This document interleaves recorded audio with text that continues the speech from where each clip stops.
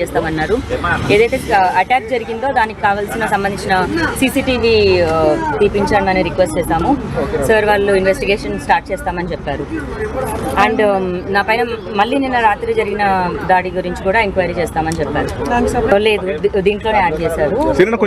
వాళ్ళ డీటెయిల్స్ తీసుకుంటున్నామని చెప్పారు. మొన్న ఎవరైతే దుండగులు అటాక్ అయ్యారో వాళ్ళందరి డీటెయిల్స్ కూడా తీసుకున్నారు. అండ్ వీటన్నిటికీ మోటివ్ ఎవరు ప్రధానంగా వీళ్ళందరినీ పంపించారు, అది శేఖర్ భాష పంపించాడా, శేఖర్ భాష త్రూగా రాస్తారని పంపించాడు, ఇంకా వాళ్ళ ఇన్వెస్టిగేషన్లోనే తేలాలి. నన్నైతే బతకనివ్వకుండా ప్రతి నిమిషం భయంలో పెట్టి చేస్తున్నారు. పోలీసులు అండగానే నేను నమ్ముకొని వచ్చాను. ఇన్వెస్టిగేషన్ స్లో ప్రాసెస్లో ఉంది అన్న దగ్గర కొంచెం బాధేస్తుంది. బట్ ఇన్వెస్టిగేషన్ ఆఫీసర్ లేకపోవడంతో జరగలేదు. వాళ్ళు ఈవినింగ్ నుంచి స్టార్ట్ చేస్తామని చెప్పారు. మెయిన్ మోటివ్ ప్రాపర్టీ కోసమేనండి. ఇప్పుడు 1 year నుంచి మరి నేను ఉన్నాను. రాజ్ వెళ్ళిపోయి 1 year నుంచి సైలెంట్ గా ఉండి నేను సారీ చెప్పిన తర్వాత దాన్ని అవకాశంగా తీసుకొని అతను బుద్ధి చూపించాడనే చెప్పొచ్చు. అండ్ ప్రధానంగా ఇప్పుడు మళ్ళీ నేను రావడానికి కారణం ఏంటంటే శేఖర్ భాష. అది ఏ ఒక్కరు కూడా మీరు అడగట్లేదు. మీడియా మిత్రులు మీరన్నా అడగాలి అని కోరుకుంటున్నాను. విక్టిమ్ కి సంబంధించిన ఐడెంటిటీయే రివీల్ చేయకూడదు. అలాంటిది 376 కేసు ఒకటి తీసుకొచ్చి 164 స్టేట్మెంట్ అన్న తీసుకొచ్చి రిలీజ్ చేస్తున్నారు. 164 స్టేట్మెంటే జడ్జికి విక్టిమ్ కి మధ్యలో జరిగే ఒక ప్రైవేట్ స్టేట్మెంట్. అది ఆ స్టేట్మెంట్ని తీసుకొచ్చి పబ్లిక్ డొమైన్లో పెడుతున్నారు. నేను దాని మీద కంప్లైంట్ ఇవ్వడానికి వచ్చాను. సిఐ గారు కోర్టుకి వేయమన్నారు. మేము మండే కోర్టుకి వేస్తున్నాము. ఆ ఎవిడెన్స్ కోర్టు నుంచి వచ్చిన కాపీ, అది కోర్టు నుంచి వచ్చిన కాపీ శేఖర్ భాష చేస్తున్నందుకు శేఖర్ భాష పైన చర్యలు తీసుకోవాలని మేము కోర్టుని కోరుతాం. తర్వాత అంటే నేను లాస్ట్ 1 year ప్రొలాంగ్ చేసుకుంటూ వస్తున్నాను. సర్వైవల్ మాకే కష్టంగా ఉంది. ఇంట్రెస్ట్ ఎక్కడి నుంచి కట్టేది? రాస్తారని ఫోన్లే లేపని పరిస్థితిలో ఇంట్రెస్ట్ కట్టలేమండి, ఆగండి అని నేను ఏదో కప్పు పుచ్చుకుంటూ వస్తున్నాను. మీడియాలో అంతా గొడవ చూసిన తర్వాత వాళ్ళు ఆగలేక 2 days టైం ఇచ్చారు. ఇవ్వలేనండి, 2 days కాదు, నా తల తాకట్టు పెట్టినా నేను డబ్బులు ఇప్పుడు తీసుకురాలేను అన్నాను. తీసుకురాని పక్షంలో 1 weekలో వచ్చి ఆక్యుపై చేసుకుంటామన్నారు. నేను 10 రోజులైనా గడువు ఇవ్వండి అన్నాను. లేదు, నిన్నటి నుంచి కౌంట్ చేసి 1 weekలో తీసుకుంటామన్నారు. That means 6 days. Packing start చేశానండి. ప్యాకింగ్ స్టార్ట్ చేసేసాను. నాకు సేఫ్టీ చాలా ఇంపార్టెంట్. విదిన్ 2-3 daysలో నేను సామాన్లు అన్న అయితే షిఫ్ట్ చేసుకుంటాను. రాజు వాళ్ళ పేరెంట్స్ని కూడా అడగడం జరిగింది, మీకు ఏమైనా సామాన్లు కావాలా అని. రాజుతో మాట్లాడి చెప్తామన్నారు. ఏం జరుగుతున్నా సరే రాజు వాళ్ళ పేరెంట్స్కి కానీ ఇంట్లో ఉన్న కేర్ టేకర్ రవితేజకి కానీ ఇన్ఫార్మ్ చేయడం జరుగుతుంది. అన్నయ్య నేను ఈ స్టెప్ తీసుకుంటున్నానని చెప్పడం జరుగుతుంది. చెప్పకుండా అయితే ఇది చేసేది లేదండి. రాసిన వాళ్ళ అటాక్లు అయితే నేను చేయలేను, చెప్పడం జరుగుతుంది. అండ్ సామాన్లు అన్నది కూడా షిఫ్ట్ అయిపోతాయి. కాకపోతే హౌస్ కీస్ హ్యాండ్ ఓవర్ చేయడం మాత్రం నేను చేసి వెళ్ళిపోతాను. తెలంగాణ మినిస్టర్ అండి, వాళ్ళ దగ్గర నుంచి మేము మనీ అప్పు తీసుకోవడం జరిగింది. టోటల్ 55 lakhs తీసుకున్నాము. 4 years అవుతుంది తీసుకొని. నేను రాజ్ తీసుకున్నాము. అండ్ లాస్ట్ 2 years నుంచి మేము ఇంట్రెస్ట్ పే చేయట్లేదు మాకున్న గొడవల వల్ల. టైం అడుగుతూ వచ్చాను. నిన్న జరిగిన గొడవల వల్ల నిన్న సాయంత్రం నాకు కాల్ చేశారు. రాజుకి కాల్ చేస్తున్నారంటే రెస్పాండ్ అవ్వట్లేదు. సో 2 daysలో మాకు మనీ ఇవ్వాలి అని అడిగారు. మనీ ఇవ్వకపోతే 1 weekలో ఆక్యుపై చేస్తామన్నారు. సో నేను వచ్చి ఆక్యుపై చేసుకోమని చెప్పాను. నా హ్యాండ్ ఓవర్లో ఉన్నప్పుడే నేను వాళ్ళకి హౌస్ ఇవ్వడం అన్నది జరుగుతుంది.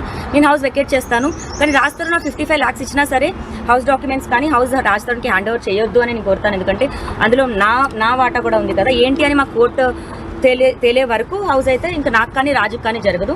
మధ్యలో మేము ఎవరి దగ్గర అయితే తీసుకున్నామో వాళ్ళు హ్యాండ్ ఓవర్ చేసుకోవడం జరుగుతుంది. ఇప్పుడు ఎందుకు రాజు తరుణ్ కదండి రావాలి. రాజు తరుణ్ వచ్చిన తర్వాత మా మమ్మీ డాడీ కూడా ఉంటారు అని చెప్పి రావాలి. ప్రాపర్టీ మాది అని చెప్పి రాజు తరుణ్ పేరెంట్స్ వచ్చారు. వాళ్ళిద్దరూ వచ్చి ఉంటే నేను యాక్సెప్ట్ చేసేదాన్ని. కానీ రావడం దాడి చేసుకుంటూ వచ్చారు. దాడి వల్ల నేను చాలాసేపు రానివ్వలేదు. But end of the day మళ్ళీ మా ఆంటీ అంకులే కాబట్టి మేము మాట్లాడుకున్నాము. ఒక కనెక్షన్ మళ్ళీ నాకు ఆంటీకి ఏర్పడింది. ఎంత తిట్టుకున్నా సరే నాకైతే వాళ్ళ మీద ఎవరి మీద కోపం ఉండదు.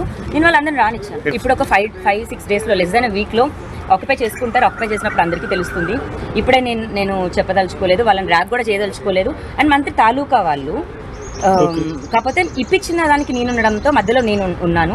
నా హ్యాండ్ ఓవర్ మీదనే హౌస్ ఆక్యుపై అన్నది తీసుకుంటారు. మంత్రి ఫేసి నుంచి తీసుకున్నది మేము మంత్రి గారి తాలూకా నుంచి. మేము చిన్నప్పటి నుంచి మేము గవర్నమెంట్ ని వాళ్ళ పార్టీనే ఓట్లు వేయడం జరుగుతుంది. మాకు ఇప్పుడు రాజ్ ఏం టచ్ లోకి రావట్లేదండి. రాడు కూడా రాజ్ తరుణ్, శేఖర్ భాష వీళ్ళందరూ చాలా బిజీగా ఎంతసేపటికి నన్ను హ్యూమిలేట్ చేయాలి, నా పరువు తీయాలి, నన్ను చంపేయాలని చూస్తున్నారు. మరి ఏం చేయబోతారో కూడా నాకు తెలీదు. బట్ ఇప్పుడు వారం వరకు అయితే నాకు ప్రొటెక్షన్ కావాలని అడిగాను. హౌస్ హ్యాండ్ ఓవర్ చేసే వరకు అయితే అట్లీస్ట్ నేను ఉండాలి కదా. హౌస్ హ్యాండ్ ఓవర్ చేసి నేను రాజు తీసుకున్న పెట్స్ అయినా సరే, నేను పెట్స్ అయినా సరే వదిలేను. నా పెట్స్ నేను తీసుకెళ్తాను. నేనే పెంచుకున్నాను పిల్లల్లాగా, ఇంకా నా దగ్గరే ఉంటాయి. హౌస్ అయితే నాకు కాదు, రాజ్కి కాదు. మా కేసు తేలే వరకు ఎవరి దగ్గర అయితే మేము తీసుకున్నామో వాళ్ళు హ్యాండ్ ఓవర్ చేసుకుంటారు. అందులో రాజు చెక్స్ ఇవ్వడం జరిగింది. ఆల్రెడీ 2 చెక్స్ వేశారు. ఇప్పుడు రాజు పైన సివిల్ అండ్ క్రిమినల్ కేసెస్ కూడా వాళ్ళు కూడా వేయబోతున్నారు, ఎందుకంటే చెక్స్ బౌన్స్ అయిందంట. అండ్ మాకు ఇప్పుడు ₹1 కోటి వరకు ఇంటి మీదే అప్పు ఉందండి. ఇన్ని రోజులు మేము చెప్పలేదు, పర్సనల్ విషయం కాబట్టి ఎందుకు పరుగు పోతుందని చెప్పలేదు. ఈ రోజున వాళ్ళు మా ఇల్లు అని వచ్చి చెప్పారు కాబట్టి ₹1 కోటి 10 సంవత్సరాల ముందు ₹1 కోటి కొన్న ఇల్లు ఇది పెడితే మరి 10 సంవత్సరాల నుంచి వాళ్ళు ₹1 కోటి తీసుకున్న అప్పుకి మరి ఎన్ని కోట్లు ఇప్పుడు రాజధాని నుంచి బయటకు కడతాడో నేను చూస్తాను. ఇప్పుడు రాజుకి అగేన్స్ట్గా నేను ఫైట్ చేస్తాను. ఆ ₹1 కోటికి ఇన్ని రోజులు తీసుకున్న వడ్డీ కూడా నేను కట్టిస్తాను. ప్రతిదానికి నోట్స్ ఉన్నాయి, ప్రామిసరీ నోట్స్ ఉన్నాయి, రాజధాని చెక్స్ ఉన్నాయి, రాజధాని వాళ్ళ పేరెంట్స్ చెక్స్ ఉన్నాయి. రాజలక్ష్మి గారు కానివ్వండి, బసవరాజ్ మిడమర్తి గారు కానివ్వండి, అందరు చెక్స్ ఉన్నాయి. వాళ్ళందరిపైన ఇప్పుడు చెక్ బౌన్సెస్ కేసెస్ కూడా వేస్తున్నారు. మండే నుంచి రాజధాని పేరెంట్స్ పైన చెక్ బౌన్సెస్ కేసెస్ అన్ని రిజిస్టర్ అవుతున్నాయి. తీసుకున్నామండి, ₹1.5 తీసుకున్నారు. 10 లక్షలు ఇవ్వాల్సి వచ్చింది. సినిమా చేస్తానని అడ్వాన్స్ తీసుకున్నాడు. సో రాజ్ తరుణ్ మేనేజర్ ని అప్రోచ్ అయ్యి వాళ్ళు డబ్బులు కట్టాలి అని అన్నప్పుడు రాజ్ తరుణ్ దగ్గర డబ్బులు లేవు. అప్పటికప్పుడు అతను 25 లక్షలు కట్టాలి అన్నప్పుడు మంత్రిగా తాలూకా దగ్గర నుంచే ఇమీడియట్ గా తీసుకోవడం. బట్ రాజ్ తరుణ్ కి అయితే తెలుసు, ఎందుకంటే సంతకాలు పెట్టింది అతనే. అఫిడవిట్ లో సంతకాలు పెట్టి ఒరిజినల్ డాక్యుమెంట్స్ 21 లో అండి, మంత్రి గారి సమక్షంలోనే తీసుకున్నాము. అప్పటి మంత్రి ప్రస్తుత మంత్రి అండి. సో అవునండి, లోనే తీసుకున్నాము. మొత్తం 55 lakhs అయింది. దానికి ఇంట్రెస్ట్ మరి 2 years నుంచి ఇప్పుడు ఇంట్రెస్ట్ కట్టినా సరే నేనైతే హౌస్ రాష్ట్రానికి అయితే ఇవ్వను. ఎందుకంటే నా పరిస్థితి ఏంటి అన్నది నా కేసు తేలే వరకు అయితే ఇవ్వనివ్వను. నేను తిరిగి వాళ్ళని కోరింది అదే. నేను ఆడపిల్లగా ఇంకా మరి నాకు ప్రభుత్వమే న్యాయం చేయాలి. కోర్టులో కేసు ఉంది కాబట్టి నేను సేఫ్గా కూడా ఉండాలి. కాబట్టి ఇక మీదట నేను ఎక్కడ ఉండబోతున్నాను ఏంటి అన్నది నేను ప్రైవేట్గా ఉంచుకోవాలి. కాబట్టి ఇక్కడి నుంచి నేను వెళ్ళిపోతున్నాను. హౌస్ వాళ్ళు ఆక్యుపై చేసుకుంటారు. అండ్ పావని బోల్వాడ్లో విల్లా నెంబర్ 13 లావణ్య ఇల్లు కాదు, రాజతరుణ్ ఇల్లు కాదు. ఇల్లు ఇప్పుడు అదే అండి, ఇప్పుడు ఎవరైతే అప్పు తీసుకున్నామో వాళ్ళే 1 week లో రిజిస్టర్డ్ డాక్యుమెంట్ రాజతరుణ్ పేరు మీద ఉన్నప్పటికీ దాంట్లో మేము గడువు లోపు కట్టనప్పుడు ఆక్యుపై చేసుకోవచ్చు అనే కండిషన్స్ అప్లైస్ లో కూడా రాజతరుణ్ సైన్ చేయడం జరిగింది. సో ఇప్పుడు వాళ్ళు తీసుకున్నప్పుడు మరి వాళ్ళకే చెందుతుందండి. ఇవాళ అవ్వలేదు అన్నారు, ఈవినింగ్ పంపిస్తామన్నారు, ఇన్వెస్టిగేషన్ స్టార్ట్ చేస్తామన్నారు. ఏదైతే అటాక్ జరిగిందో దానికి కావాల్సిన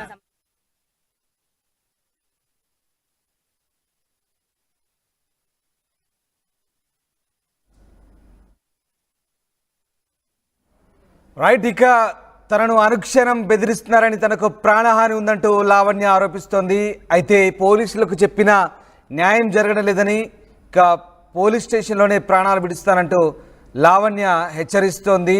ముఖ్యంగా శేఖర్ భాష, రాజ్ తరుణ్ కలిసి తనను అనుక్షణం వెంటాడుతున్నారని, తనపై దాడి చేస్తున్నారంటూ లావణ్య ఆరోపిస్తుంది. ఇక శేఖర్ భాష అయితే ఇంకా ఆడవేషంలో వచ్చి తన ఇంటికి వచ్చి తనను కొట్టి వెళ్ళాడని, అతడు సర్వనాశనం అవుతాడంటూ లావణ్య ఆరోపిస్తున్న పరిస్థితి. మరోవైపు తాజాగా వాళ్ళ మనసులను పెట్టి బెదిరిస్తున్నారని, ఇంటికి వచ్చి చంపేందుకు ప్రయత్నిస్తారంటూ లావణ్య ఆరోపిస్తుంది. అయితే తొలుత రాజ్ తరుణ్ పేరెంట్స్ కోకాపేటలోని లావణ్య ఉంటున్న విల్లాకు రావడం, తనను కొట్టి దాడి చేశారంటూ ఆరోపించింది. అయితే తర్వాత రాజ్ పేరెంట్స్ కన్నీళ్లు పెట్టుకోవడంతో తాను కరిగిపోయి వాళ్ళను లోపలికి రానిచ్చానంటూ లావణ్య చెప్పుకొస్తుంది. సో మొత్తం మీద అది ఇల్లు రాజ్ తరుణ్ పేరుతోనే ఉండడం, రాజ్ తరుణ్ పేరుతోనే రిజిస్టర్డ్ డాక్యుమెంట్స్ ఉండడంతో ప్రస్తుతం అది రాజ్ తరుణ్కే చెందినట్టుగా లావణ్య చెప్తుంది. కానీ ఆ ప్రాపర్టీ కొనడంలో మాత్రం ఇద్దరి డబ్బులున్నాయని, సో ఇద్దరికి చెందుతుందంటూ చెప్తోంది. అయితే ప్రస్తుతం ఆ ఇంటిపై లోన్ ఉండడంతో ఈ గొడవల మధ్య పూర్తి స్థాయిలో ఆ వాయిదాలు చెల్లించిన నేపథ్యంలో ఇక ఆ ప్రాపర్టీని స్వాధీనం చేసుకునేందుకు బిల్డర్ వస్తున్నారని, సో వారికి స్వాధీనం చేస్తానంటూ లావణ్య చెప్తోంది. ఈ నేపథ్యంలో తాజాగా ఇక లావణ్య వరుసగా ఇటు రాజ్ తరుణ్పై ఆరోపణ చేస్తూనే ఉన్నారు. తనను బజార్న పడేశారంటూ లావణ్య ఆరోపిస్తుంది. ఇక ఈ నేపథ్యంలో తాజాగా అటు రాజ్ తరుణ్ పేరెంట్స్ కూడా ఎంట్రీ ఇవ్వడంతో ఒక్కసారిగా సీన్ మారిపోయింది. రైట్, మనతో బసవరాజ్, రాజ్ తరుణ్ ఫాదర్ మనతో జాయిన్ అవుతున్నారు. బసవరాజ్ గారు నమస్తే. నమస్తే సార్. బసవరాజ్ గారు, మొన్న మీరు అంటే లావణ్య ఉంటున్న ఇంటికి వెళ్ళడం, అక్కడ అంటే మీరిద్దరు కూడా అంటే పేరెంట్స్ మీరిద్దరు కూడా వెళ్ళడం, ఆమెని తనను కొట్టారంటూ కూడా హంగామా చేసింది, మరొకసారి మీడియాకి ఎక్కింది. తర్వాత మీరు కన్నీళ్లు పెట్టుకున్నారు, ఎలాగో మీతో తనతో మీకు ఎలాంటి గొడవలు లేవు, మీ మ్యూచువల్ అండర్స్టాండింగ్తో మళ్ళీ లోపలికి రానిచ్చారు, వాళ్ళు కంటిన్యూలు పెట్టుకోవడంతో అంటూ మళ్ళీ లావణ్య చెప్తుంది. అసలేంటి ఈ హైడ్రామా అంతా ఏంటి? నిజంగా ప్రాపర్టీ ఈ రాజ్ తరుణ్కి చెందుతుందా? ఇప్పుడు ఆమె చెప్తుంది ఇద్దరి ప్రాపర్టీ, అది ఇద్దరికి సమన్యాయం ఉండాలని చెప్తుంది. ఏంటి అసలు క్లారిటీ ఇవ్వండి ఒకసారి. ఆ ప్రాపర్టీకి సంబంధించి నిజంగా ఎవరి ప్రాపర్టీగా మీరు క్లెయిమ్ చేసుకుంటారు? ప్రాపర్టీ అనేది 100% రాజ్ తరుణ్ ప్రాపర్టీ. అతను